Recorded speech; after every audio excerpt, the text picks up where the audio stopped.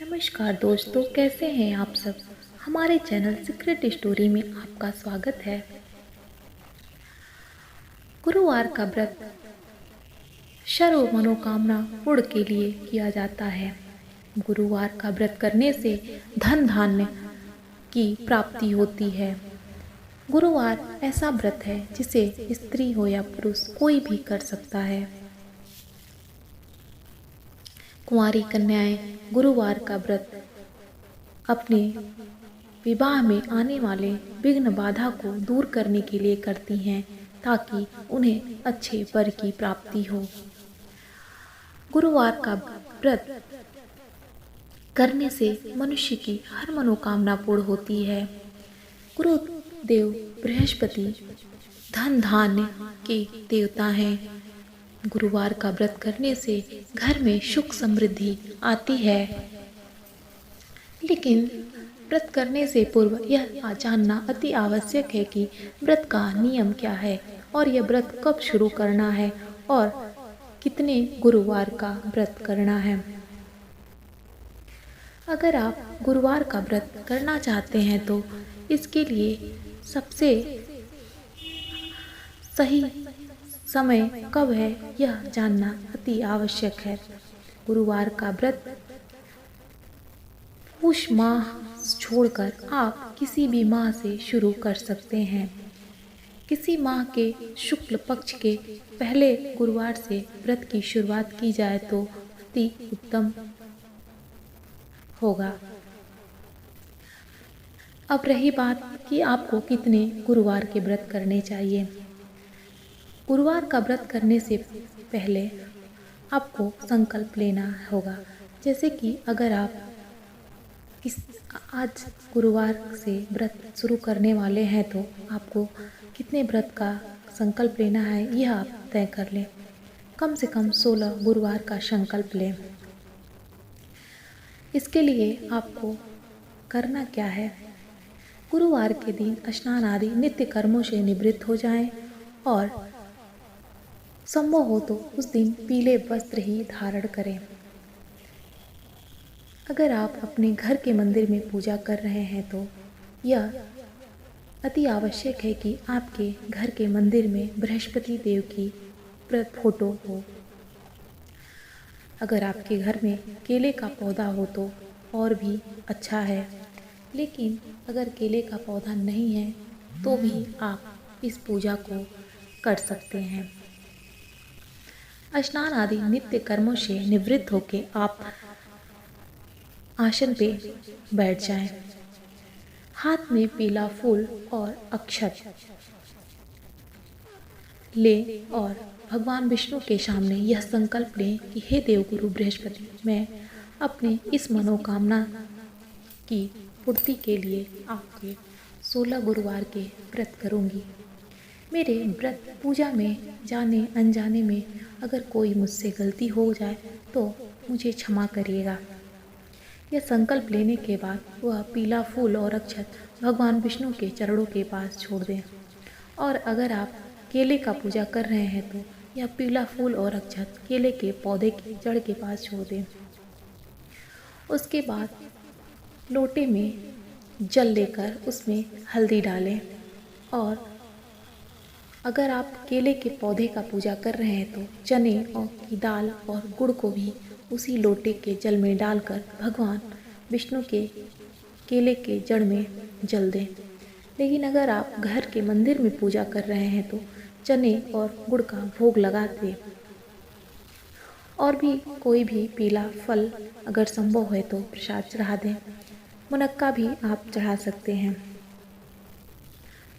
उसके बाद भगवान विष्णु को हल्दी पीला हल्दी पीला चंदन का तिलक करें। धूप दीप से उनकी पूजा करें।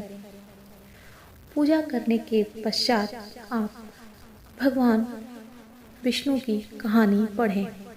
अगर आप कहानी नहीं पढ़ सकते हैं तो आप किसी और से भी कहानी पढ़ के सुन सकते हैं। लेकिन यह अति आवश्यक है कि जब तक आपकी कथा पूरी न हो जाए तब तक आपको ना तो वहाँ से उठना है और ना ही कुछ बोलना है। आप एकाग्र मन से ध्यानपूर्वक भगवान विष्णु की कथा सुने। कथा पढ़ने के बाद आपको हवन करना है। अगर संभव है तो आप हवन कर लें, लेकिन अगर नहीं संभव है हवन करना तो कोई बात नहीं। हवन करने के लिए आप उपला लें, उसमें अग्नि प्रज्वलित करके 7, 11, 21 जितने बार आप हवन कर सकते हैं बृहस्पति देव के मंत्र से हवन करें। उसके बाद आरती करके भगवान विष्णु से क्षमा मांगें कि हे देवगुरु बृहस्पति, अगर मेरी पूजा पाठ में किसी प्रकार की कोई गलती हो गई हो तो मुझे क्षमा करें। इस प्रकार जब 16 गुरुवार पूरा हो जाए तो इस व्रत का उद्यापन कैसे करना है इसकी विधि हम आपको बताते हैं। इसके लिए आपको एक दिन पूर्व ही पीला फल, पीला मिठाई, पीले वस्त्र मंगा लें। नित्य की भांति जैसे आप पूजा हर गुरुवार को करते हैं वैसे ही आप पूजा करें। पूजा करने के बाद जो सामग्री आप लाए हैं, पीले दाल, पीले फल, पीली मिठाई, पीले वस्त्र, इन सारी चीज़ों को आप भगवान विष्णु को चढ़ा दें। चढ़ाने के बाद अपने संकल्प को भगवान विष्णु के सामने दोहराएं।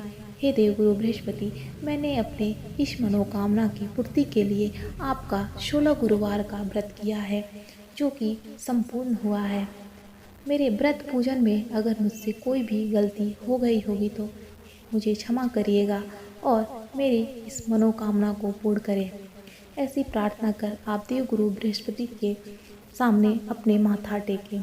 उसके बाद आरती करने के पश्चात हवन अवश्य करें। भले आप 16 गुरुवार के व्रत में हवन नहीं भी किए हैं तो कोई बात नहीं, लेकिन जिस दिन आप उद्यापन कर रहे हैं उस दिन हवन अवश्य करें। उसके बाद चढ़ाई हुई सारी सामग्री को दूसरे दिन किसी ब्राह्मण को दान में दे दें। अब रही बात कि बृहस्पति के व्रत करने में क्या कार्य आपको नहीं करने चाहिए। बृहस्पति के व्रत में आपको अपने घर में झाड़ू तो आप लगा सकते हैं, लेकिन पोछा नहीं लगाना चाहिए। आप उस दिन अपने बालों को न धोएं, ना ही उसमें तेल लगाएं। धोबी को बुलाकर वस्त्र भी न धुलने के लिए दें। उसके अलावा आप साबुन का प्रयोग भी नहाने के समय न करें या फिर स्वयं भी वस्त्र न धुलें। अब बृहस्पतिवार के व्रत में क्या खाना है। बृहस्पतिवार के व्रत में आप दिन में फलाहार पे रहें और शाम के समय मीठा भोजन कर सकते हैं।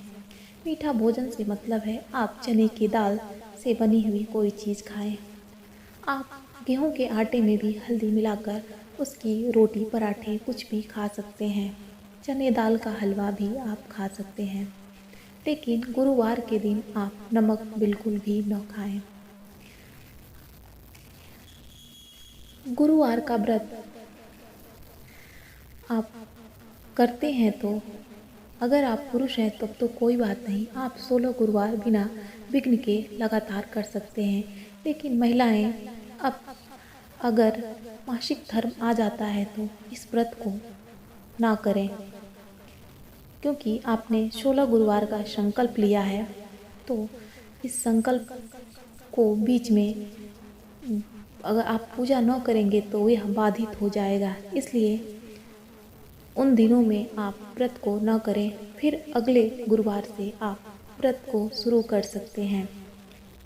देवगुरु बृहस्पति का व्रत करने से घर में सुख, समृद्धि, धन धान्य, पुत्र इत्यादि की प्राप्ति होती है। बस आवश्यकता है आप सच्चे हृदय से देवगुरु बृहस्पति का व्रत करें। देवगुरु बृहस्पति आपकी मनोकामना अवश्य पूरी करेंगे। दोस्तों, अगर आपको आज की वीडियो अच्छी लगी हो तो प्लीज़ लाइक करें, हमारे चैनल को सब्सक्राइब करें और बेल आइकन को ज़रूर दबाएं ताकि आने वाले वीडियो की नोटिफिकेशन आपको मिलती रहे। आप पर माता रानी की कृपा बनी रहे। जय श्री राम, जय हनुमान।